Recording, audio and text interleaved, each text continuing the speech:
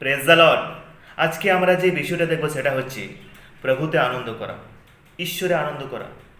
আমাদের জীবনে কিছু হোক অথবা না হোক, আমাদের জীবনে কিছু আছে অথবা নেই, আমরা সর্বদা যেন কি প্রভুতে আনন্দ করি, ঈশ্বরে আনন্দ করি। আমরা বাইবেল থেকে কিছু অংশ পাঠ করি। আমরা বার করে হবকুক তার 3 অধ্যায় 17 পদ এবং 18 পদ আমরা একটু পাঠ করি। যদিও ডমর বৃক্ষ পুষ্পিত হইবে না, দ্রাক্ষালতায় ফল ধরিবে না, জিত বৃক্ষ ফলদানে বঞ্চনা করিবে ও ক্ষেত্রে খাদ্যদ্রব্য উৎপন্ন হইবে না, খোয়াড় হইতে মেষপাত উচ্ছিন্ন হইবে, গোষ্ঠে গরু থাকিবে না, তথাপি আমি সদাপ্রভুতে আনন্দ করিব, আমার ত্রাণেশ্বরে উল্লাসিত হইব। তথাপি আমি সদাপ্রভুতে আনন্দ করিব, আমার ত্রাণেশ্বর যিনি আছেন ওনার মধ্যে আমি উল্লাসিত হইব, আমি খুশি থাকব, আনন্দ গান করিব ঈশ্বরে।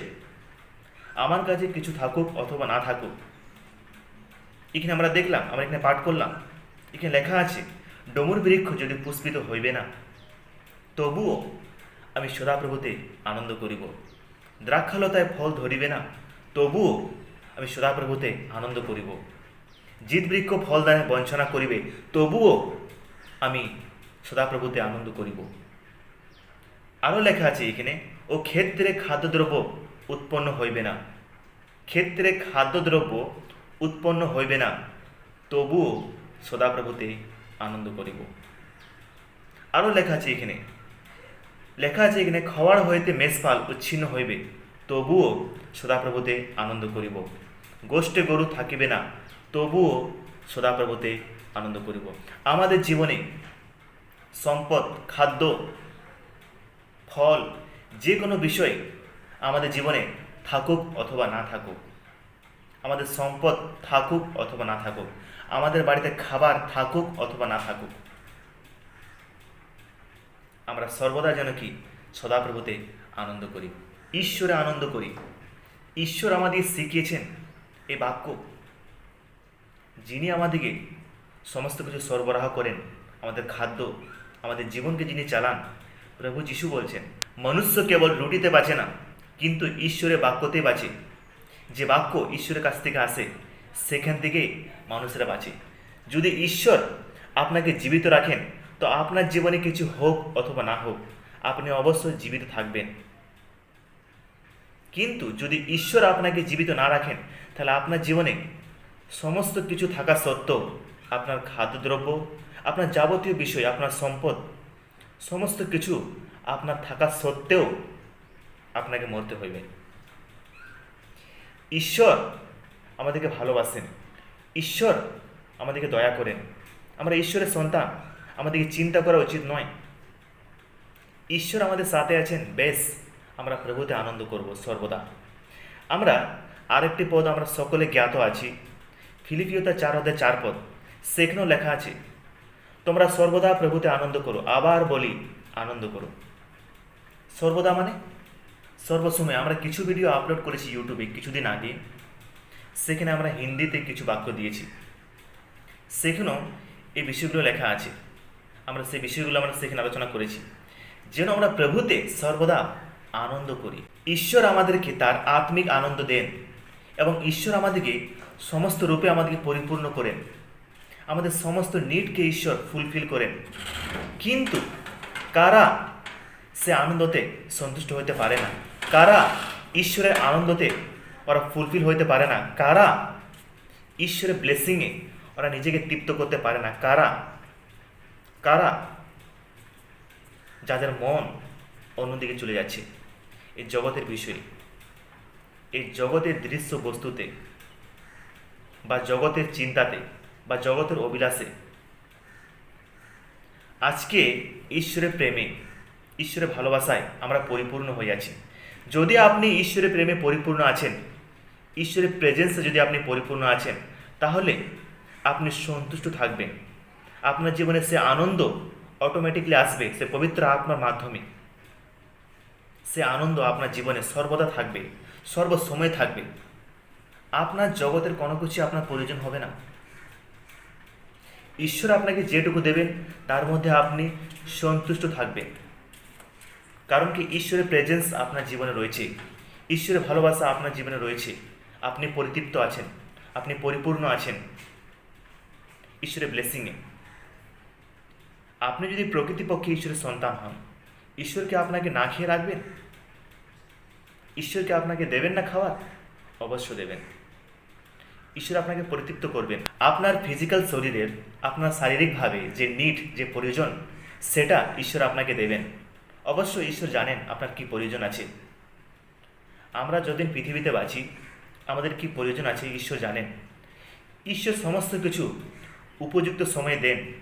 আজকে যদি আপনি দুদিন না খেয়ে আছেন, তার মানে এ নয় যে ঈশ্বরের ভালোবাসা আপনার প্রতি নেই, কি ঈশ্বর আপনাকে ভালোবাসছে না, বা ঈশ্বর আপনাকে দেখছে না, বা ঈশ্বর আপনাকে তার আনন্দে পরিপূর্ণ করছে না, এমন নয়। আজকে মানুষেরা কি মনে করে, যদি আজকে আমার কাছে সম্পদ আছে, খাদ্য আছে, টাকা পয়সা আছে এবং সমস্ত কিছু আছে, তাহলে আমি আনন্দ আছি, তাহলে ঈশ্বরের আশীর্বাদ আমার জীবনে আছে। কিন্তু যদি আমার কাছে এ সমস্ত কিছু দ্রব্য নেই, এ সম্পদ নেই, এ খাদ্য নেই, এই যাবতীয় বিষয় আমার কাছে নেই, তাহলে আমার কাছে আনন্দ নেই, আমাকে ঈশ্বর ভালোবাসছে না, আমার কাছে ঈশ্বর নেই, এমনটা নয়। এটা মানুষের সংকল্প, এরূপ হইয়াছে জগতে, কিন্তু এমনটি নয়। ঈশ্বর আমাদেরকে ভালোবাসেন। আমার কাছে কিছু হোক অথবা না হোক, আপনার কাছে অর্থ হোক বা না হোক, টাকা পয়সা হোক বা না হোক, সম্পদ হোক বা না হোক, জমি জায়গা হোক বা না হোক, আপনার বাড়িতে খাদ্য হোক বা না হোক, আপনার ঘরের ছাদ হোক বা না হোক, আপনার আপনজন আপনার সঙ্গে থাকুক বা না থাকুক, আপনার জীবনে যেমনই পরিস্থিতি হোক না কেন, ঈশ্বর আপনাকে ভালোবাসছেন এবং আপনার জীবনে ঈশ্বর তার আনন্দ দিতে চাইছেন। সেখান থেকেই আপনি যে অবস্থায় হন না কেন, ঈশ্বর আপনাকে সেখান থেকে তার আনন্দ দিতে চাইছেন। আমরা যেন কি ঈশ্বরের আনন্দকে বুঝতে পারি, ঈশ্বরের প্রেজেন্সকে বুঝতে পারি, সে পবিত্র আত্মার পরিচালনাকে আমরা বুঝতে পারি আমাদের জীবনে। সদাপ্রভুর আনন্দ, ঈশ্বরের আনন্দ সর্বদা আমাদের জীবনে থাকে। কিন্তু আমরা যেন কি সেই মতো চিন্তা না করি। আমি যেটা এখনই বললাম, কিছু মানুষেরা রয়েছে যারা চিন্তা করে এই মতো যে আমার জীবনে সমস্ত কিছু থাকলেই আনন্দ আছে, এমনটি নয়। প্রভু আছেন, ঈশ্বর আছেন, এনাফ, যথেষ্ট। সমস্ত কিছু হচ্ছে ক্ষয় বস্তু এই পৃথিবীতে, সমস্ত কিছু আছে ক্ষণকালের জন্য। ঈশ্বরের এভারলাস্টিং ব্লেসিং, এভারলাস্টিং জয়, এভারলাস্টিং আনন্দ আমাদের জীবনে আছে, যেটা অনন্তকাল থাকে, শেষ হয়ে যায় না। ঈশ্বরের আনন্দ শেষ হয়ে যায় না। এজন্য আমরা বাইবেলে অনেক জায়গায় দেখতে পারি সে পবিত্র আত্মাতে আনন্দ করো। আমরা অনেক বিষয়ে আলোচনা করেছি এই বিষয়গুলো নিয়ে। আমরা পরবর্তীকালে আরও আলোচনা করব আনন্দের সম্বন্ধে। অনেক বাক্য আছে, ঈশ্বর আমাদেরকে বিভিন্নভাবে এনকারেজ করছেন, উৎসাহিত করছেন। আমরা সর্বদা যেন কি প্রভুতে আনন্দ করি, সদা প্রভুতে আনন্দ করি।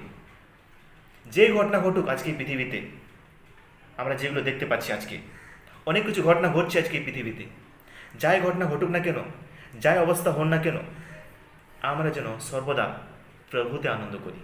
একটা বিষয় আমরা যেন লক্ষ্য রাখি ভালো করে, কিছু মানুষ রয়েছে এই জগতে যারা এই জগতের অভিলাষে, এই জগতের পাপে আনন্দ করে আর মনে করে আমরা ঈশ্বরে আনন্দ করছি, আমরা প্রভুতে আনন্দ করছি। কিন্তু না, ওরা হচ্ছে সে পাপী, ওরা জগতের অভিলাষেরও মত্ত, ওরা ঈশ্বরের আনন্দকে জানে না, ওরা বাইবেল জানে না, ঈশ্বরের বাক্য জানে না। আমরা একটা ভিডিও আমরা আপলোড করেছি ইউটিউবে, ওটা হিন্দিতে আছে। আমরা সেখানেও সে সম্বন্ধে আমরা কিছু বাক্য দিয়েছি যে মানুষেরা যেন কি পবিত্র আত্মায় আনন্দ করে, ঈশ্বরে আনন্দ করে, জগতের পাপে নয়, জগতের অভিলাষে নয়। আমরা যেন কি সাবধান থাকি, ঈশ্বরের বাক্য যেন কি আমরা ভালো করে বুঝতে পারি। ঈশ্বর আমাদেরকে বলেছেন প্রভুতে আনন্দ করা, জগতের অভিলাষে নয়, জগতের পাপে নয়, জগতের কার্যে নয়। অনেক কিছু বিষয় আছে মানুষেরা বুঝতে পারে না, এবং অনেকে বুঝে পড়ো সে পাপে যায়, সে নোংরাতে যায়। কিন্তু আমরা যেন সর্বদা ঈশ্বরে আনন্দ করি, প্রভুতে আনন্দ করি, ঈশ্বরের বাক্য অনুসারে, ঈশ্বরের বাক্য আমাদেরকে যেরূপ শিক্ষা দেয় সে অনুসারে যেন কি আমরা আনন্দ করি। ঈশ্বরের বাক্যকে নিয়ে প্রার্থনায়, আরাধনায় ঈশ্বরের সঙ্গে সম্পর্ক স্থাপন করি, ঈশ্বরের স্তুতি করি, ঈশ্বরের ভজনা করি, ঈশ্বরের মহিমা করি, ঈশ্বরের নামকে উঁচু করি। এটাই হচ্ছে প্রকৃতি আনন্দ, যে আনন্দ পবিত্র আত্মা আমাদেরকে দেয়। রিয়েল জয়, আসল আনন্দ সেটা হচ্ছে। তো সে আনন্দ আমাদের পবিত্র আত্মা আমাদের জীবনে কার্য করবে এবং উনি আমাদেরকে দেবেন।